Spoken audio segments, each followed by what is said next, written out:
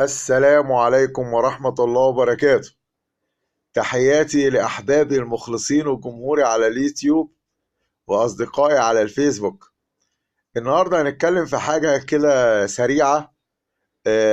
مش كل الناس عارفاها، بس يعني الناس القديمة شوية هتلاقيها عارفة يعني إيه جميز. البطل بتاعنا النهاردة الحقيقي بالنسبة للناس الرياضيين واللي هي بتبحث عن القوة وعن الصحة. حلقتنا النهارده عن الجميز. طبعا مش كل الناس عارفة يعني ايه جميز.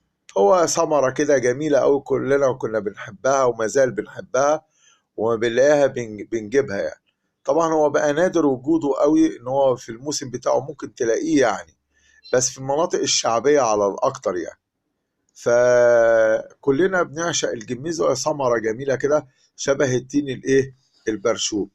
طبعا ما كانش في مائدة في مصر تخلو من الجميز ده، ولا كبير ولا صغير ولا راجل ولا ست إلا ما ياكلوا الجميز. وطبعا نخرج من المدارس نلاقي بتاع الجميز، نخش عليه على طول بقلب جامد. ونخلي يعني حاجة كده من مصروفنا، يعني احنا مصروفنا بقى في الكانتين او المقصف المدرسي، ونخلي حاجة لبتاع الايه، الجميز ده.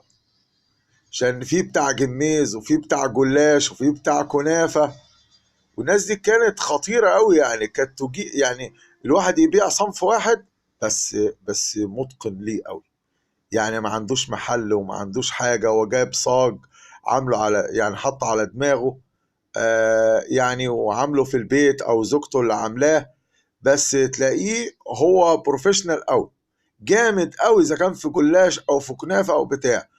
وكان في واحد يعمل تفاح كده ويعمله بعسل ويعمله على النار يعني، ويحط لنا فيه تعريفة ويحط لنا فيه حاجة يعني نص قرش وقرش وحاجات كده، وكل ما نشتري يطلع علينا القرش ناخد تاني، طول ما احنا واقفين كده.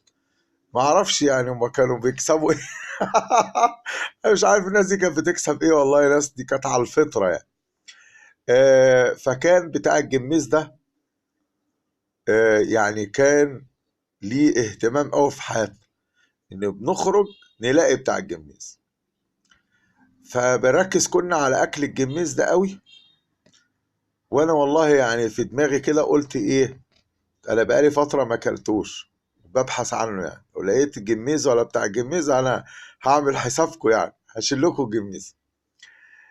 النهارده قلت اكلمكم على موضوع الجميز، علشان الناس تبقى يعني عارفه اهميه الجميز، وخاصه اللعيبه والناس الرياضيين والكلام ده كله يعني. الجميز طبعا فوائده طبعا فوائد عديدة، وطبعا بيحتوي على مواد سكرية، ويعني يعتبر من أعظم الأغذية. والمصريين كانوا يعشقوا حاجة اسمها جميز يعني. وطبعا في الموسم بتاعه ما كناش طبعا يعني بنفوت، يعدي الراجل اللي ينده كده واحنا ننزل له السبت على طول كده، ونخش على الراجل بتاع الجميز، او بس بنسمع الجميز ده. ايه بقى الفوائد اللي موجودة في الجميز اللي كانت بتخلينا نجري ورا الجميز ده؟ لازم نبقى عارفين فوائده، واحنا رياضيين كده نبقى عارفين فوائد الجميز علشان نركز عليه، ونركز على اكله وندور عليه بعد كده، وما نفوتوش يعني. او ما يطلع الموسم بتاع يعني الموسم بتاعه يظهر الجميز، ما نسيبش بقى الجميز ولا بتاع الجميز. طبعا هو ما شاء الله بيشفي، ربنا بيجعله سبب شفاء من امراض الصدر، انواع امراض الصدر كلها، والسعال والكحة والحاجات دي كلها. بفضل الله هو شافي الجميز في مسائل الصدر يعني. وبيقضي على حالات الوسواس يعني لو حد عنده وسواس او الحاجات دي كلها، بيقضي على الوسواس يعني، حسب ما احنا عندنا يعني من معلومات. وطبعا هو قاطع فوري، قاطع فوري لمرضى الإسهال يعني، أو لمرض الإسهال. ومش كده وبس، ده بيدر الطمس، يعني بيعمل إضرار للطمس. طبعا هو في تحذير منه. التحذير منه هنا لإيه؟ للمرأة أو للسيدة الحامل يعني. ليه؟ ليه؟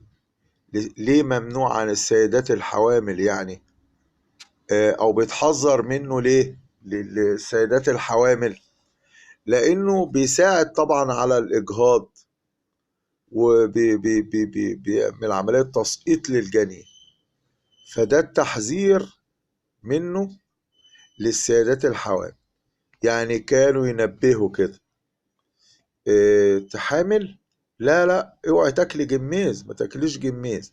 طبعا ده مش كلام فسحة ولا الكلام ده كله ولا بتاع، دي معلومات مؤكدة، والأبحاث العلمية أثبتت الكلام ده. طيب، يبقى احنا بناكله، بس نحذر بقى للسيدات الحوامل تبتعد عن الايه، عن الجميز يعني، او ان هي تشبع منه. يعني ممكن تاكل ثمره بتاع، انما مش جامد قوي يعني، زي ما احنا بنقعد كده ندوس فيه كده، لا يعني هي تاخد ثمره كده. طبعا بيعالج امراض الصدفيه، يعني اللي عنده مرض الصدفيه او امراض الجلديه، ده ربنا سبحانه وتعالى جعله سبب وجعله شفاء. طبعا ازاي بقى يعني عنده مثلا امراض صدفيه او امراض جلديه يعمل ايه؟ في كده، في سيقان بتاعه اللي هي الجدر، والسيقان اللي هي الساق بتاع الجميز ده، في حاجه اسمها لبن الجميز، بيبقى في السيقان بتاعته او الساق بتاع الجميز. كده تلاقيه ابيض كده. السائل ده في ايه؟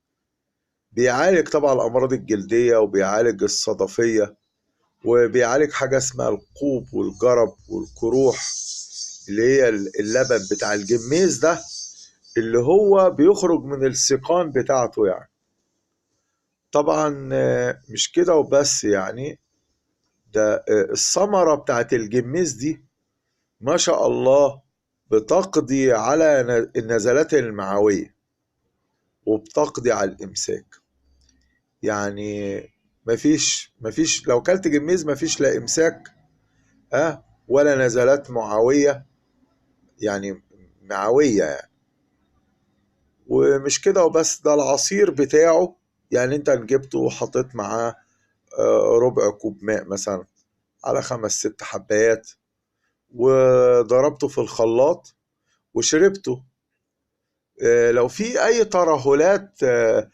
ترهلات في اللثة كده، بيقضي على الترهلات اللي في اللثة. سبحان الله. كل حاجة طبعا ليها طعمها الجميل، وليها لونها، وليها ريحتها، وليها مذاق خاص بيميزها. سبحان الخالق العظيم يعني. وكل حاجة ليها أهميتها وليها فوائدها، وفواكه الصيف وفواكه الشتاء. سبحانك يا رب، يعني خضروات الشتاء وخضروات الصيف. فلا غنى عن الحاجات دي كلها في التغذية. أشوف وشكم على خير، وأرجو أن أنا أكون وفقت في تقديم الحلقة عن الجميز. والسلام عليكم ورحمة الله وبركاته، وأشوف وشكم على خير إلى فيديو جديد إن شاء الله. السلام عليكم ورحمة الله وبركاته.